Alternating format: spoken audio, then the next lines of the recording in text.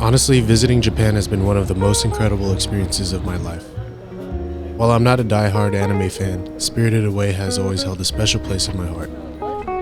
I vividly remember my mom taking my brother and me to see it as kids. We were initially reluctant, but we were soon captivated by the enchanting world on screen.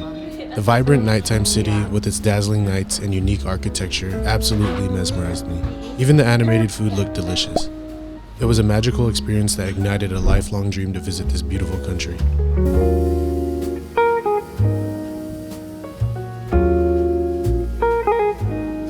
Our first day in Tokyo, spent with my family, was an unforgettable experience.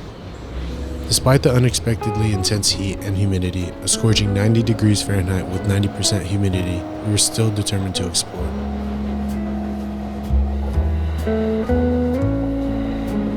We started our day with a visit to a nearby temple where we witnessed a fascinating ceremony.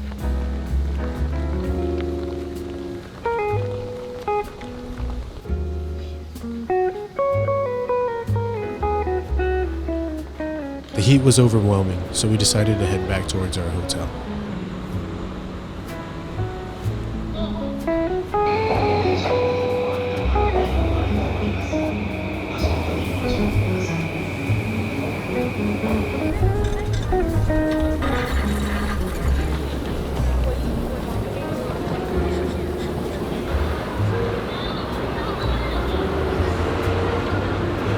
We stumbled upon a small sushi restaurant near our hotel. While not the finest dining experience, it offered a great value for the price.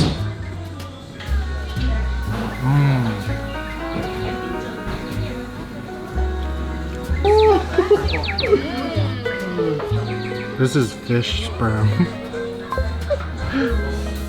Oh my god.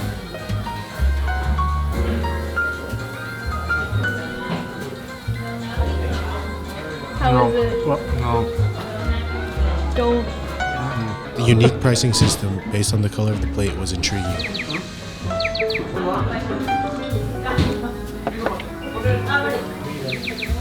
The most expensive plates were still quite affordable, One uni. about $5 USD per plate.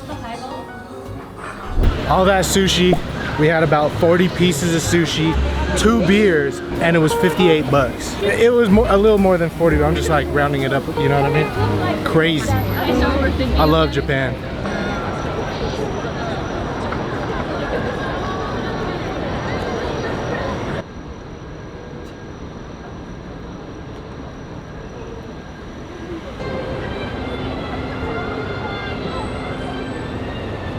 Later that evening, we encountered a crepe truck, run by an elderly gentleman. Supporting local businesses is always a priority, so we couldn't resist indulging in a delicious crepe.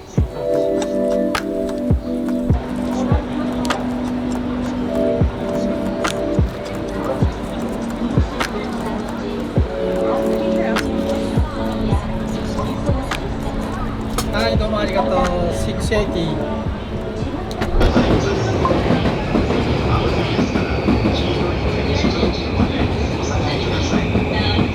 Japan is famous for its vending machines, right? Well, honestly, I was blown away when I saw one that actually dispenses freshly squeezed orange juice. Can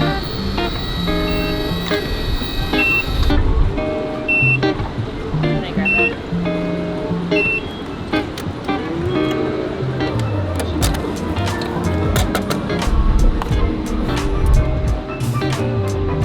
That's actually fresh. It started to rain, so we needed to find shelter quickly. We spotted this place and just popped in, not really knowing what to expect. Turns out it was an okonomiyaki restaurant, and it was my first time trying it.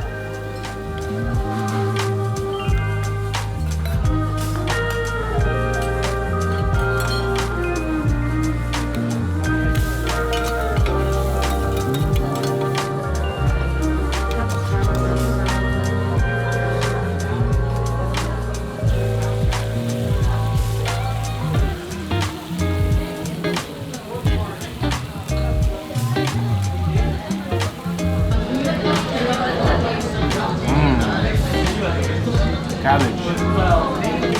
Yeah.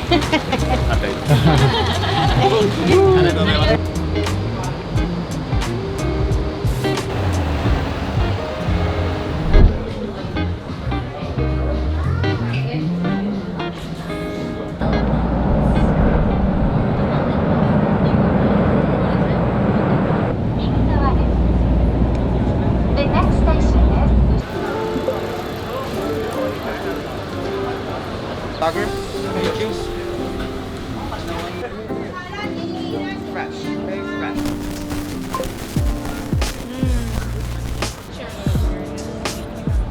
Oh my god. That's so good. The fish market was definitely a cool experience, but to be honest, after seeing the prices and watching some videos online, I think it might be a bit overrated. Like I saw this A5 Wagyu and it was like $30 for a little piece. Don't get me wrong, that's still pretty cheap compared to some places, but we found other spots that were cheaper and just as good. We hopped on a train and left Tokyo behind, heading straight for Kyoto. After checking into our hotel, we wasted no time and headed straight to Nishiki Market to redeem ourselves.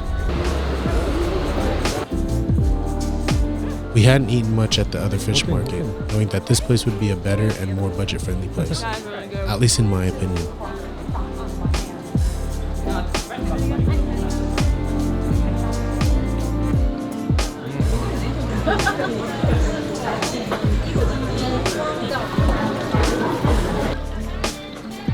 One thing I learned, most of the food on display in those market stalls is actually fake. It's just for show, except for some of the seafood. Oh, I think you wrapped. This dessert was really interesting. Kate saw it on TikTok, so we had to try it. I think it's called Mochi or raindrop cake. It had this jelly-like texture and they sprinkled matcha powder on top, plus some kind of matcha sauce. It was sweet, but the matcha gave it a nice little bit of bitterness.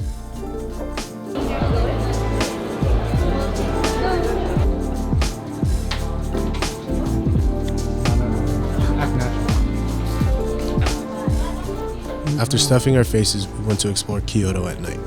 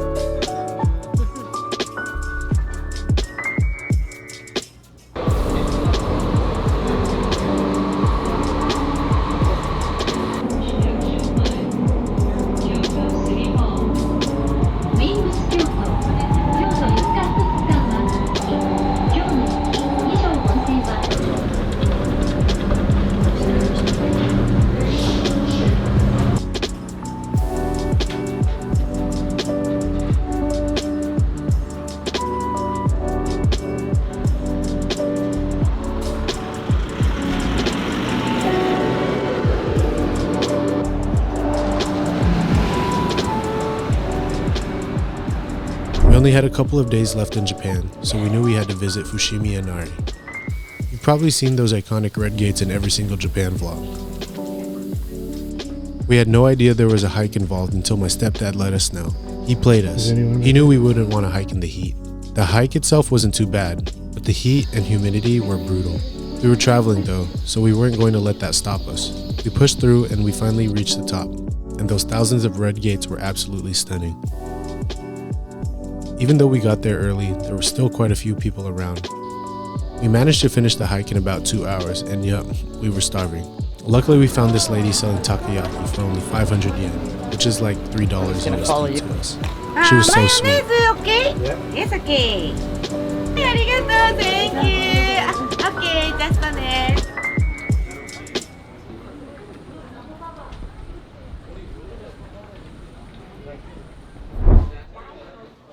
Next on our itinerary was ring making at this place called Glanta. I hope I'm saying that right. This place lets you personalize your rings. We opted for silver over gold because it was a much faster process.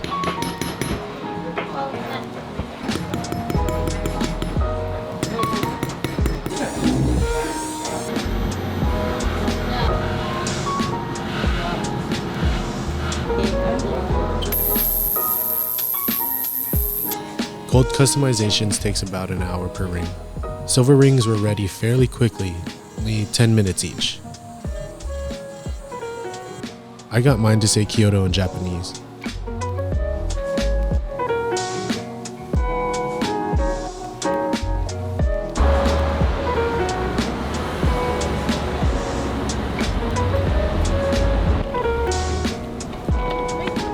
My brother saw people eating live shrimp at the fish market the other day, so he wanted to give it a try. They showed us the shrimp that we were going to eat and literally sat us in the back of their kitchen. I've tried it before, but this one just hit different. Maybe I was being biased and thinking, hey, I'm in Japan, so this should taste even better.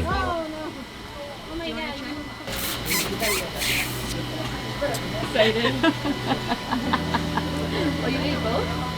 Fire? Oh. It'll be sweet, huh? That is.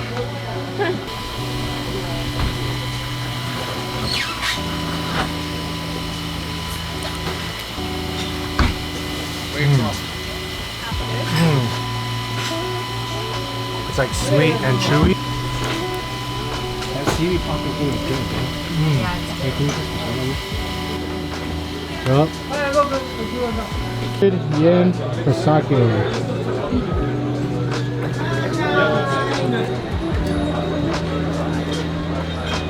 What? All of it? That's good. Thank you.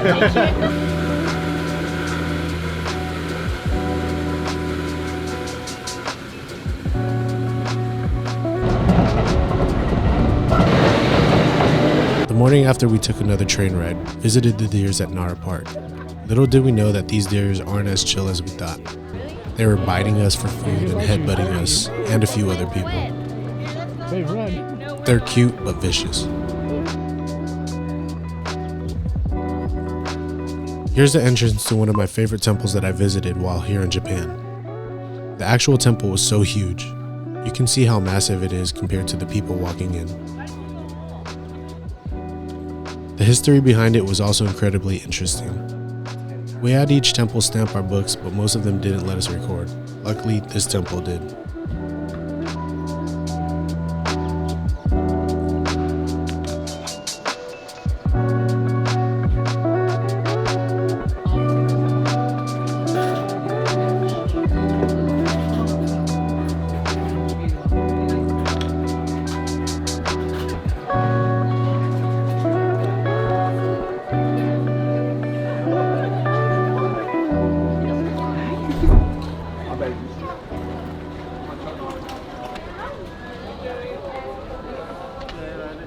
This was literally the best mochi I've ever had in my life. I didn't get a video of the finished product, but it was fresh, warm, and not too sweet. Here's how it was made.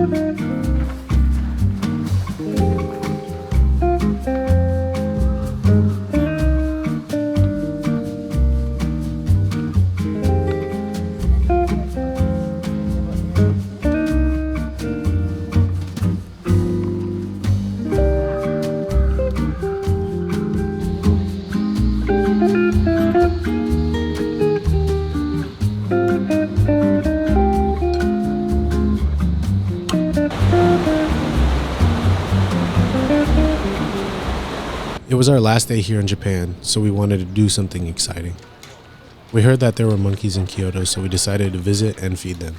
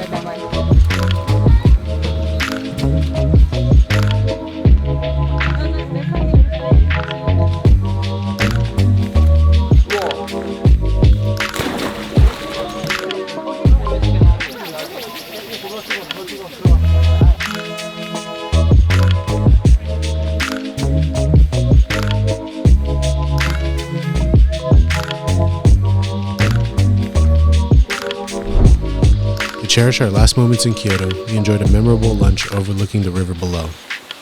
It was an unforgettable omakase-style experience, a delightful surprise, course after course. The special meal was a token of our gratitude to my parents for their unwavering support and for sharing the wonders of this beautiful city with us.